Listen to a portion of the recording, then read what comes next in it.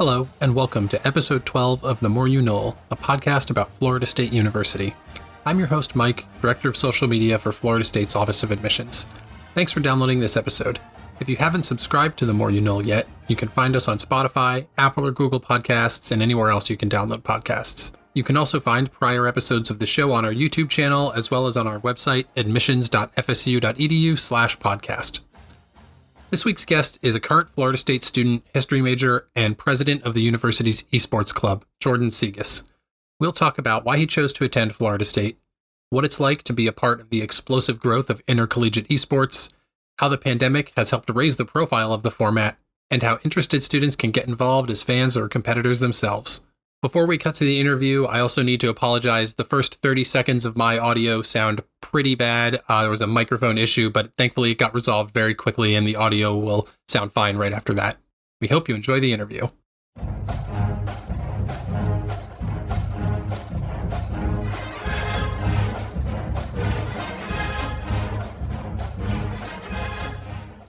right, I'm here with Jordan Tsigas. He's going into his junior year at Florida State. Thanks so much for being on the show today.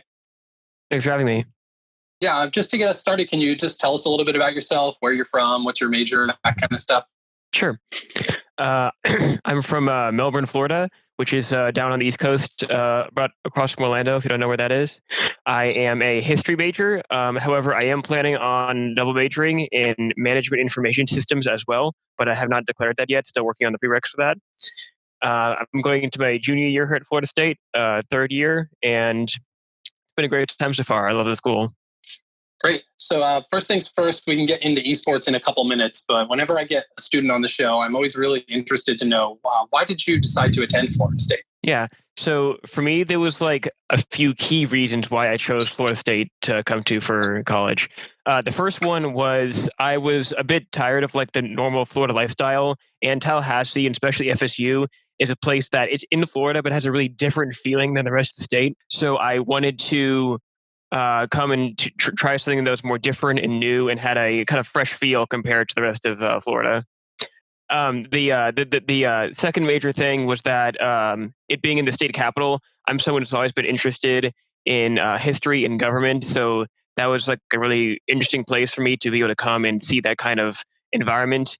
And that was like the second big thing. And the third big thing was that I've always been someone who's been fairly interested in esports. And I actually, back when I was in middle school, had come up to Tallahassee because there was a major esports event that was actually at the Civic Center at FSU. And that had really attracted me. And I later followed up with and learned more about esports at FSU. And that was the third reason why I wanted to come to FSU. That's awesome. Was there something that surprised you about Florida State that you didn't discover until after you started going to school here? Let's see. I think the whole college experience had a lot of like things that I both expected and also didn't expect. Like the dorm experience was a lot more like chill and comfortable than I thought it would be. To me, I expected this very like high tension, like dramatic people doing stuff all the time, all crazy and stuff like this. But it was actually a really nice experience. I had great roommates and we got along pretty well. So it was just like a really, it had a lot that I expected, but a lot that was just like really calm and refreshing. I feel you on that feeling about the dorms. I had the same feeling coming into college because that's what you see in like movies and on TV all the time, right? It's like all this crazy stuff. But when you get here, it's way more low key. Like people are having fun and yelling and shouting sometimes on like Friday night or whatever. But yeah, it's generally like pretty low key. So you're a history major. What's the most interesting class you've taken so far? So I think I took a class on there's probably two of them that are pretty close. One was on the earlier Middle Ages, which is just like a part of history that I really enjoyed. And then also this past semester, I took a class on the Black Death that was really fun. When I first signed up for it, I was like, there's no way they can get enough content out of this one thing for the whole semester. But it was just a really enjoyable class, great professor, and really interesting content. We got to write a lot of fun papers and learn a lot of cool things about it. It must also been really interesting studying the Black Death and then having us go into a global pandemic like right after that. Wow. Yeah, that was really interesting. So we're going to start transitioning into some esports questions here. But first, I want to know, since you're so involved in esports at Florida State, how do you balance your involvement with that and also your schoolwork? Yeah, so this upcoming year, going to be especially tricky, but in this past year, it was a lot of making sure that like when I am going to my classes and getting to school, that I am like making sure that I have my time figured out so that I know how much time I need for each of my classes. So like when I would go to this past semester, I commuted from off campus to on campus. Usually would take the bus, and I would like say like, okay, I got my school classes at this, and this time. In between, I need to go to the library or go here or go there to make sure that I'm getting my studying, getting my classwork done, things like that, and that I'm giving myself enough time at the end of the day to do my esports responsibilities as well. Cool. So now for our listeners that might not know, can you just explain to them what exactly are esports? So esports is in effect competitive gaming. It's people who play online games and they compete in organized either leagues or tournaments against other players from around the country and around the world in various online games that are played across console, PC, even mobile now. And they basically compete in these various leagues and tournaments for money, scholarships, and all sorts of different prizes. I think some listeners might have heard I think it was a couple months ago, maybe last year, there was an esports player that famously won $1 million in a Fortnite tournament. And I think that really helped bring esports more into the mainstream. It's something I've been following for a couple years now, but after that, it was popping up on like CNN and like MSNBC, like everywhere. It's like, oh, this is a real thing. But it's also a thing at the collegiate level, which I'm not sure a lot of people know. You know, we think about college sports and we think about basketball, football, track and field, all the Olympic sports. But esports is kind of a burgeoning field in college athletics. It's been around for a little while now. Do you know when FSU got involved? Yeah, so our current club was founded in the summer of 2018. However, esports have been on FSU actually since 2012. There have been various esports like individual clubs for certain games. The League of Legends club has had a presence since 2012. And then in 2018, there was a big merger between the FSU League of Legends club and which is one of the esports games, and another club that was focused on a variety of games made by the company Blizzard. And they had a big merger, which created the current esports club at FSU, which has been a RSO since 2018. So what games does FSU field teams for now? So we have fielded teams in various games across the esports scene. Currently, in this summer, we've had a bit of a smaller pool since we have a bit less engagement over the summer, but we've had teams in League of Legends, Overwatch. We currently have teams in Hearthstone, which is a card game. We had this past year, we also had teams in PUBG, Call of Duty, Fortnite. Let's see, what are some other ones? We had teams in even a music game called Osu. We've had teams in all kinds of different games across the spectrum, Counter-Strike, global offensive teams. We have a pretty wide berth of these types of teams, and we are constantly bringing in new games and saying goodbye to old games as we bring in different students that have different interests to compete. So are there is there one defined league, or is it kind of fractioned across different games, or does it go along with the collegiate sports leagues? So it varies from game to game. So basically each esports game is its own separate, basically like sports that everyone plays in. And each of these different games have their own leagues that are either put on by collegiate organizers or by the game developers themselves. So this past year, I was the community and team manager for the for League of Legends for FSU Esports, and we competed in the Collegiate League of Legends League, which was put on by the game developer of League of Legends, Riot Games. And that was a spring league that we competed in from January up until April. However, the league was cut short due to COVID. But our team still did very well, and we were in the tournament up until the end, which was top 8 of the Southern playoffs. But basically, each of these different esports games has their own league that's put on. So esports is not really one giant whole. It's more of like a industry or a genre of competition. Okay, cool. What's it like playing games at basically at a semi-pro level against students out of their colleges? It's really fun and interesting because even when we're in addition to playing in tournaments against other colleges, we also practice and scrimmage against other colleges as well. And it's really fun just kind of comparing notes and competing with other people that are from all over the country and go to different schools. And one thing that's really interesting about collegiate competition is that since it's all drawn from pools of students, there's always like big mixes of like players at various skill levels all playing together on like a joint team. And it really creates this like interesting kind of team dynamic of like all these different people that are coming together to like play for their school and compete to represent their school. It's a really fun experience that you can kind of represent your school in a different way. Yeah, I think it's really cool. Is there a tryout process? Yeah, so we run tryouts every fall semester, and some games run them in spring semester as well. And so I ran the tryouts for our League of Legends team for this past year, and we basically have this whole system where we have several weeks that we are basically just have open invitations to anyone who wants to apply. Any student who plays any of these games can apply to the tryouts, and then we hold like a big like week-long tryout session with myself, and I have a group of coaches that I basically picked out, and we worked together to evaluate all the different students into what their strengths and weaknesses are and what their level of play is to basically put together the best teams that we think we can field for each of the esports games. So you don't need to be like a super pro gamer really to get involved, huh? Yeah. So we have teams of different levels for each game. So for any particular game, we could have as few as one team or as many as 5 teams for each game so that we can have teams competing at various skill levels. So even if someone's like considers themselves not the best at a particular game, they still have opportunities to come and play with fellow students against other schools' teams. That's great. I did not know that. That's really cool. So, okay, this is a question from one of our listeners. How has the pandemic affected esports? Because on one level, it kind of feels like they may have shaken things up a lot, but also it kind of feels like maybe it's business as usual because all of the matches are online. So how's it changed things?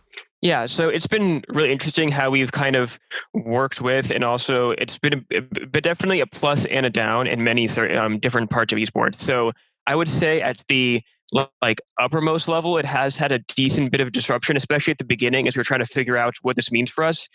But from now and looking forward into the upcoming season, it seems like it'll actually have fairly minimal impact on the competition itself.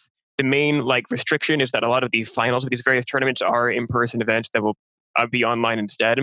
But it's not quite business as usual, but the effects have definitely been minor enough that with some good amount of working things through, we can actually still compete at a pretty similar, if not the same level as before. Do you think the lack of other sports being able to play at all has helped shine a light on esports and kind of like risen the profile of the format? I think especially in popular media, it has. It just showed like, hey, this is still like a form of competition that is still going on and people can still like rally behind and have their support for. I think it'll be interesting as we go back into the fall semester, if that changes or stays the same as all of the various traditional sports try to find their way to get back and to be able to compete and see how esports can kind of push its way forward in this like changing environment where we are basically trying to build up our online viewership in communities as much as we can in this time of there's definitely a lot of opportunity that we are seeing, and we're just trying to find the best ways to capitalize on it and try to bring in new viewership in life for our esports community. Got another listener question here. They wanted to know, what's the training like for the esports athletes? Yeah, so training, I would say it's definitely pretty variable depending on the season. So some games are seasonal, like traditional sports, where they'll be playing in one semester and the other is more like a training semester. So like, for example, I was the reference want to keep referencing League of Legends. Our season is in the spring. So in the fall, it's a more relaxed training regimen. We practice maybe once or twice a week, just trying out different players and trying to find the best iteration of our team roster that we could find. And then come spring is when we're playing in our full competitive league where like every match is like extremely important. So we are competing more frequently and we are also practicing more frequently. So an average week during a competitive part of the season is 2 or 3 nights a week is practices, which a practice is basically you play a scrimmage against another team of 3 games against the other team, which in League of Legends, each game is about 30 to 45 minutes. So you'll play that block of 3 games against another team as practice. And then in addition, we do a lot of looking at tapes as well. where after you have a practice or after you have a full match, you'll go back and watch the tapes, and the team kind of sits together and talks through what were the good things we did, what were the bad things we did, and kind of works out how to improve as a team.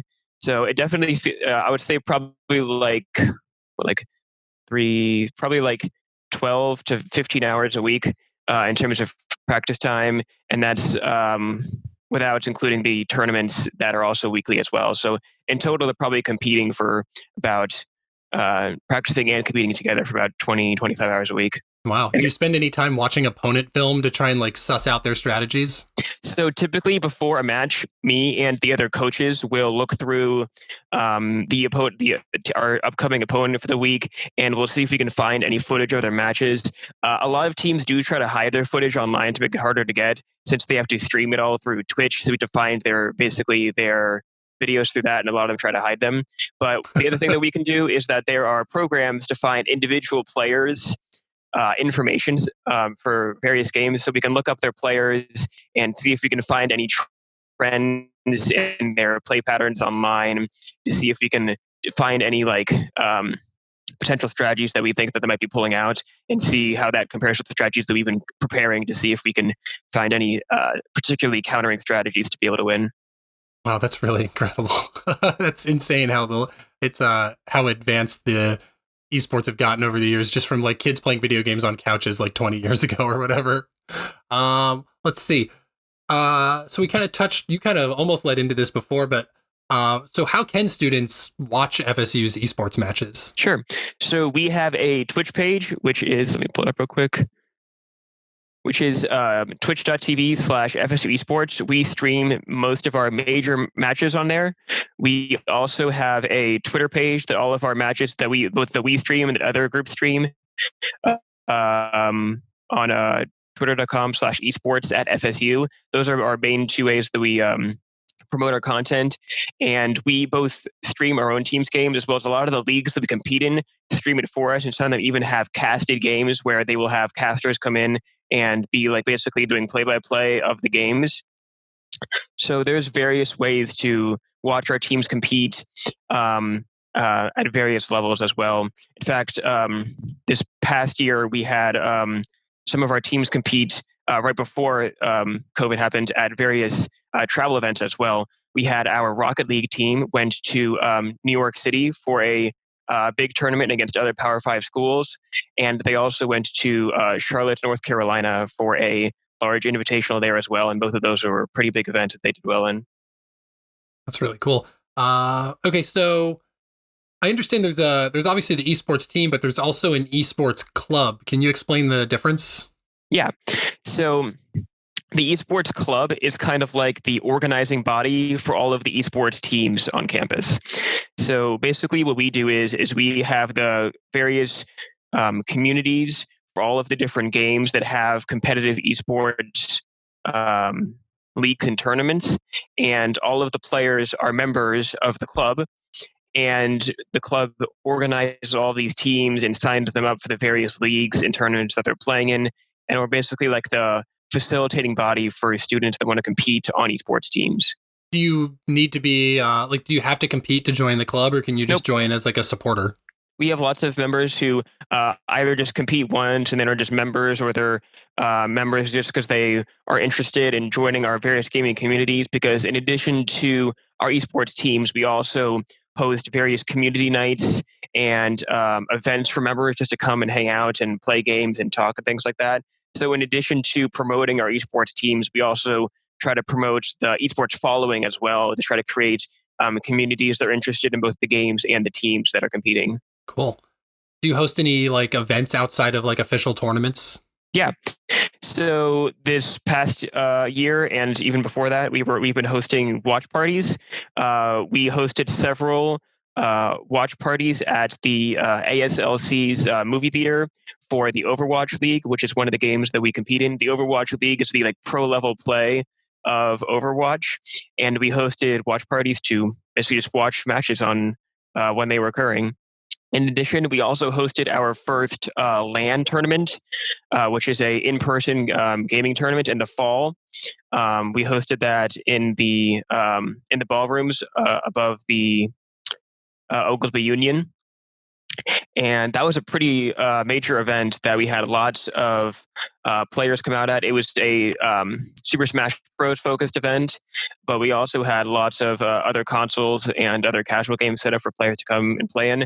So that was a really fun event because we both got to do a lot of fun community events as well as a big tournament with a lot of different players coming from around Florida to compete in.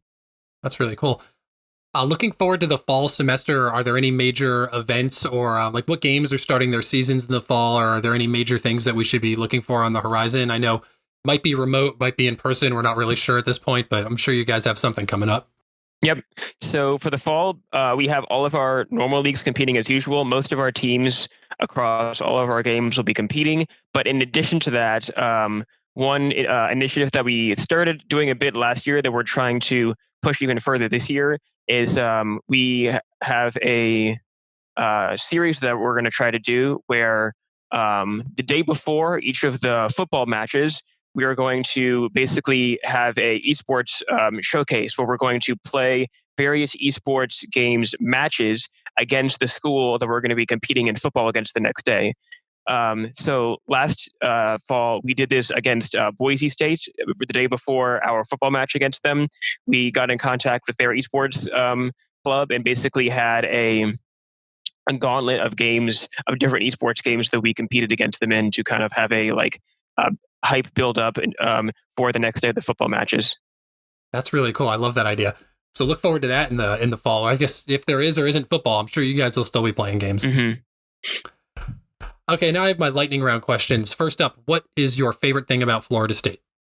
I think my favorite thing about Florida State is honestly, it's like the environment of just like walking around and like being on campus, just like the aesthetic and feel of the campus just makes you like feel like in a very like good place. Like the buildings and just like the whole atmosphere of FSU is just very like, it's both like inviting, but also makes you feel like it's a place where you can like be yourself and get things done.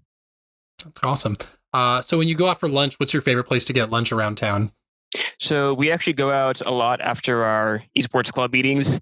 And I think my favorite place is the Robato's Japanese grill. There's one on Tennessee Street and also one down on Pensacola. That's one place that we like to go to a lot. That place is really good. It's been around since, I think around the time since I was a student, and that was like 15 years ago. It's still good to get the yum yum sauce. Oh my God, I love it. So what, I guess the other thing I've been asking everyone now is, while we're all stuck at home, what have you been binging? Have you been like working your way through any narrative games, or like you've been binging any movies or books or anything?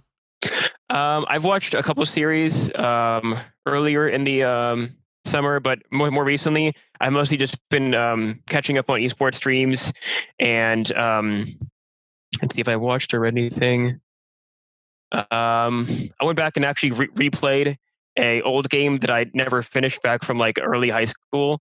But besides that, I've mostly just been watching a lot of esports streams. I follow the League of Legends development leagues, and they've been playing a lot right now as they gear up for their big like talent event, which is kind of like their version of like the draft at the beginning-ish, middle of fall. So right now they've all been competing, and I've been just kind of on the lookout to see what the new prospect players are for professional League of Legends. Okay, my final question, if you can only give one piece of advice to our incoming students, what would it be? I think for incoming students, I would say take advantage of what you have here at FSU, because I think for my first semester, there was a lot of things that I really enjoyed, but there's also a lot that I felt like I was kind of like squandering and not really like doing the best I could, especially with like dorm life. It just makes it so easy to just kind of like fall to bed, get to your classes, come back and reset. But there's like so many opportunities and fun things to do here at FSU. So I would say just try to do the best you can to reach out and find whatever groups and clubs or things that you want to be a part of and then you're passionate about, and try to really capitalize on those. That's awesome. That's great advice. Jordan Tsigas, thank you so much for being here, and go Noles. Thanks for having me.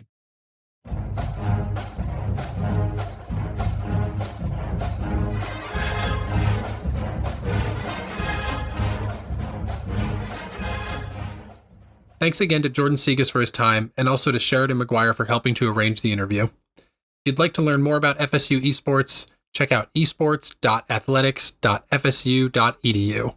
You can also watch live games and replays at twitch.tv/FSU Esports, and you can follow @esports@FSU on Twitter.